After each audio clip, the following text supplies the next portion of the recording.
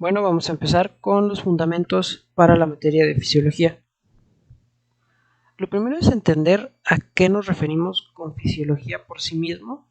Si nos vamos por bases etimológicas, fisiología se refiere al estudio del movimiento y va de la mano con la definición que le podemos dar a la misma, ya que con fisiología nos referimos a un estudio de los procesos dinámicos en nuestro organismo, que son precisamente los que permiten que funcionemos y que por ende podamos vivir. Entonces, cuando nosotros estamos estudiando fisiología, como vamos a estudiar distintos procesos ya un poco más complejos, tenemos que tener suficientes bases sobre anatomía, embriología, histología y bioquímica, por lo menos, ya que anatomía y embriología nos ayudan a entender qué partes de nuestro organismo existen y dónde se encuentran, cómo se relacionan, etcétera. La histología nos ayuda a entender qué clase de tejidos tenemos, qué funciones tienen, dónde se encuentran, y la bioquímica nos ayuda con procesos internos a las células, cómo se relacionan, incluso algunos conceptos propios de la asignatura de bioquímica los vemos repetidos en la asignatura de fisiología. Entonces, la fisiología propiamente la vamos a ver en temas que normalmente van a abarcar del espectro, bueno, del tamaño celular en adelante, celular, tisular, órganos, aparatos, etcétera. Mientras que normalmente no vamos a ver que toque muchas veces temas subcelulares. Únicamente para temas un poco más particulares va a hablar acerca de organelos más específicos o moléculas particulares, siendo estos eh, ámbitos de estudio que deja hacia otras ciencias, aunque actualmente la fisiología también está desarrollando algunas ramas que pueden orientarse más hacia lo subcelular. Lo que vemos normalmente en el área de pregrado corresponde a tejido celular en adelante. Entonces comenzamos hablando acerca del medio interno, y para entender lo que es el medio interno vamos a empezar a hablar acerca del medio externo. Nuestro organismo se está relacionando, está siendo contenido en un medio externo a él, un medio en el que encuentra cambios de temperatura, cambios de iluminación, cambios de humedad, cambios de presión, etcétera, y tiene que protegerse ante estos cambios y disregulaciones para que no se vea afectado propiamente. Entonces, así como existe un medio externo, nuestro cuerpo tiene por dentro de sí mismo un medio interno. El medio interno que está formado principalmente por el líquido corporal. Dicho líquido en el que se encuentran nuestras células y es el que amortigua todos los cambios que se encuentran en el medio externo. Aquí tenemos una representación, este círculo es una célula. Vemos cómo la célula tiene líquido adentro, pero también tiene líquido afuera. Y este líquido afuera que la contiene, este líquido en el que nada, este medio en el que se encuentran las células, es el medio interno. Es un medio porque contiene a nuestras células y es interno porque es interno a nuestro organismo. Entonces el medio interno es nuestro líquido extracelular. Vemos cómo este líquido corresponde aproximadamente a una tercera parte del agua corporal total, mientras que el líquido intracelular corresponde a 2/3 partes. Hay algunas diferencias entre nuestro líquido intracelular y nuestro líquido extracelular o medio interno. Para empezar, las cantidades de sodio, cloruro, bicarbonato, oxígeno, glucosa, ácidos grasos, aminoácidos, etcétera, suelen ser mayores en nuestro medio interno, mientras que otros elementos como los iones potasio, magnesio, fosfato, son mayores en el líquido intracelular. Esto es importante porque interacciones entre distintos elementos de distintos líquidos dan pie a las bases de los distintos mecanismos que vamos a estudiar a futuro. De modo que el primer paso es entender que hay diferencias entre el líquido extracelular y el líquido intracelular. Y es fundamental que se mantenga un cierto equilibrio entre estas regulaciones, o sea, que no haya cambios muy importantes entre los componentes de cada uno de los líquidos. Lo que nos lleva a hablar del siguiente punto, que es la homeostasis. Nosotros en nuestro organismo tenemos muchas cosas por regular. Podemos hablar de la regulación de la sudoración, de nuestro nivel de conciencia, de nuestra frecuencia ventilatoria, la respiración, la frecuencia cardíaca, nuestra presión arterial, nuestra producción de orina, la digestión, y un muy largo etcétera. Tenemos muchísimas cosas que tenemos que regular, que a veces hay que incrementar, a veces hay que disminuir para poder mantener este medio interno de manera constante, lo menos variable posible. Entonces, cuando hablamos de regular todos estos factores en nuestro organismo, hablamos de una homeostasis, que es entonces la capacidad de mantener estos parámetros de manera casi constante. Entonces volvemos a lo mismo con lo que empezamos, en donde explicamos que la fisiología estudia cómo se producen estos procesos, qué pasos se ven involucrados y por ende la fisiología estudia también a la homeostasis. Hay algunos aspectos básicos o destacables acerca del estudio de la fisiología. Entre ellos, entender cómo llegan los nutrientes al líquido extracelular o nuestro medio interno. También cómo se transportan y cómo se mezclan mientras están en este líquido extracelular. Posteriormente, cómo se van a eliminar los residuos de haber utilizado estos nutrientes. Y también aunado otras funciones importantes, otros campos importantes en el estudio de la fisiología es también el estudio de la protección del organismo y el estudio de la regulación de las funciones corporales. No nada más el cómo se realizan, sino cómo se regulan. Entonces vamos a empezar con el origen de los nutrientes del líquido extracelular. Hay 4 agrupaciones importantes. Una de ellas es el aparato respiratorio, que básicamente nos ayuda porque de ahí obtenemos oxígeno. Después podemos hablar acerca del aparato digestivo, en donde tenemos otro tipo de nutrientes como lo son los carbohidratos, los aminoácidos, ácidos grasos y pues un etcétera, considerando que las dietas entre distintos individuos e incluso en distintas ocasiones puede variar. También hablamos de órganos que participan en el metabolismo, aunque principalmente el hígado, ya que estos son encargados de modificar o almacenar algunas sustancias hasta que el cuerpo las necesite utilizar, o quizás esa sustancia originalmente no se podía utilizar, sí estaba en el líquido extracelular, pero no se podía utilizar, y una vez que es modificada, el organismo ya puede disponer de ella.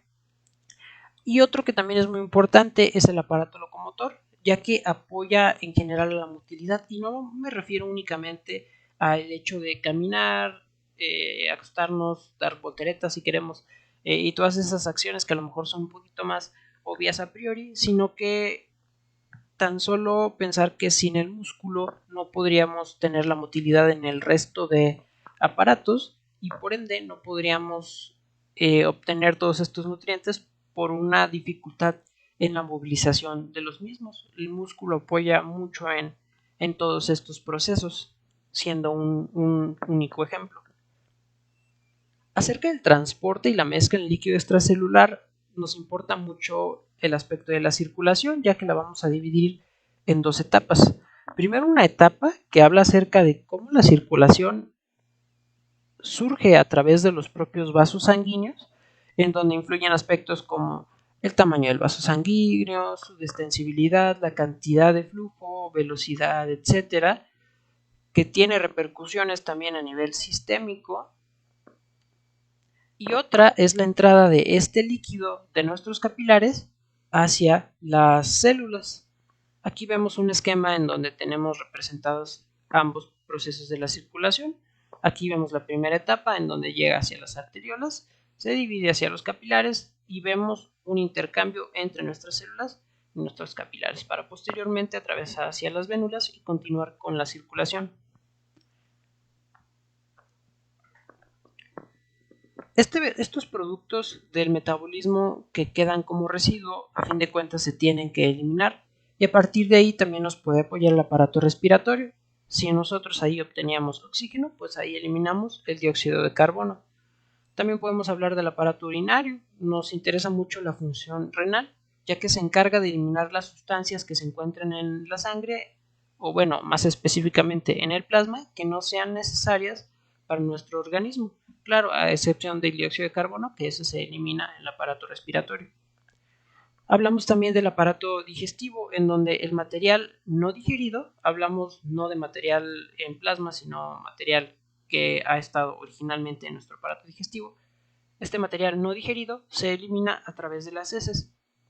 Y otro componente muy importante es el hígado, gracias a su capacidad de actuar sobre fármacos y otras sustancias químicas que pudieran llegar a ser tóxicas para nuestro organismo, o que simplemente tenemos que regular el tiempo que permanecen dentro del mismo. Entonces el hígado se encarga de liberar estos fármacos ya procesados a través de la bilis, la cual llega hacia nuestro aparato digestivo y es eliminada por ese medio. Otro de los aspectos que comentábamos es la protección del cuerpo, en donde podemos mencionar tanto el sistema tegumentario como el sistema inmunológico, aunque claro, podríamos decir que el sistema tegumentario es un elemento innato de nuestro sistema inmune al componer una barrera. Sin embargo, los podemos estudiar por separado, en donde hablamos que nuestro sistema tegumentario, para empezar, sirve como una barrera física que cubre tejidos más profundos, pero también puede apoyar a regular la temperatura, excretar residuos y servir como una interfaz sensorial para detectar el medio en el que nos encontramos. En cuanto al sistema inmunológico, hablamos de que es el encargado de identificar qué células son propias y qué células son extrañas para intentar neutralizar o, de ser posible, destruir agentes invasores. Y en cuanto a cómo se regulan estas funciones corporales, tenemos principalmente dos sistemas, el sistema nervioso y los sistemas hormonales. Si hablamos del sistema nervioso, normalmente este va a trabajar con funciones musculares y funciones secretoras, mientras que los sistemas hormonales van principalmente hacia funciones metabólicas, y estos dos, la gran mayoría de los casos, actúan bajo coordinación. El sistema nervioso lo dividimos de forma burda y pronta en una porción aferente sensitiva, un sistema nervioso central y una porción eferente motora, así como podemos añadir el sistema nervioso autónomo. Mientras que en sistemas hormonales, también dicho pronto, podemos hablar que lo clasificamos como glándulas endocrinas y mayores y menores. En cuanto a los mecanismos de retroalimentación, es importante señalar que existen procesos de retroalimentación negativa y de retroalimentación positiva. La retroalimentación negativa funciona en manera que hay algún factor que no se encuentra en los niveles adecuados, ya sea porque incrementó o porque decreció. Entonces el organismo detecta que hay un factor que no se encuentra nivelado y esto desencadena una serie de procesos y señalizaciones que buscan corregir ese factor, ya sea con estímulos en contra o por vías distintas, pero busca corregir ese factor por una serie de procesos diversos. Mientras que una retroalimentación positiva tiene un estímulo inicial que desencadena reacciones, pero son reacciones del mismo tipo.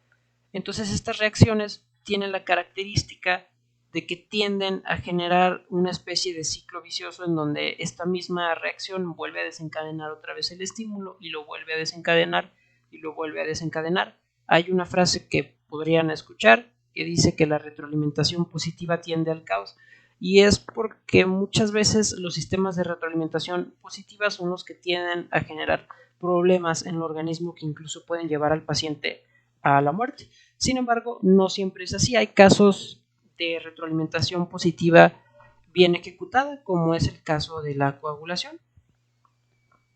Aunque, de nuevo, la mayoría de los casos funcionan gracias a sistemas de retroalimentación negativa. Hay algunos otros aspectos que son importantes de mencionar conforme al inicio en el estudio de la fisiología, y lo primero es entender que el organismo va a tratar de regular los aspectos que sean más importantes para mantenerse con vida. De ahí que el paciente en un estado crítico tiende a dar prioridad a la distribución del flujo sanguíneo a órganos vitales, por ejemplo, a mantener, de ser posible, la presión arterial, a mantener una respiración adecuada y el resto de funciones que se consideran un poco más secundarias, que no sean tan necesarias para mantenerse vivo. Si el organismo se encuentra en un estado de estrés, pues puede llegar a quitarle prioridad a esos otros elementos. Otro de los conceptos nos habla acerca de que el organismo encuentra un estímulo, este estímulo lo empieza a sacar de su estado de homeostasis y el organismo intenta regular para volver hacia como se encontraba, y ya sea que sea una modificación inicial que se esté tratando de adaptar o que el paciente ya haya sido expuesto lo suficiente como para que esté aclimatado y tenga una serie de respuestas más eficientes hacia los mismos estímulos. Pero aquí el chiste es entender que hay una serie de estímulos que desencadenan una serie de respuestas para protegerse de los mismos. Y otro de los aspectos importantes es entender que, a fin de cuentas, estos aspectos fisiológicos pueden llegar a fallar, dando lugar a la fisiopatología.